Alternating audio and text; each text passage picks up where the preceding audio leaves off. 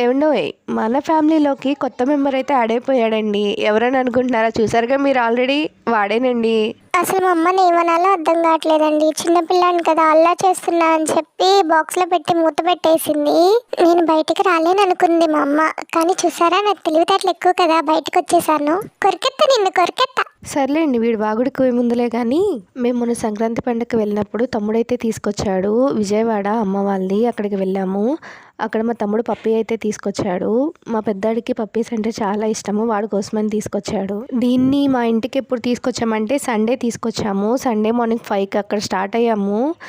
అబ్బా అసలు చాలా చలిగా ఉందండి. ఎందుకు అప్పుడు స్టార్ట్ అయ్యాము అంటే సండే కదా, చాలా చాలా ట్రాఫిక్ ఉంటుంది కదా, అందుకని చెప్పి మేము మార్నింగే స్టార్ట్ అవ్వాల్సి వచ్చింది. ఇంటికి వచ్చిన తర్వాత మా పిల్లలు బయటికి వెళ్ళి పిల్లల్ని తీసుకొచ్చేసారు ఆడుకోవడానికి. అసలు దానికి రెస్ట్ లేదండి. స్కూల్ స్టార్ట్ అయ్యేంత వరకు ఆ వన్ డే మొత్తం విసిగిచ్చేసారు దాన్ని.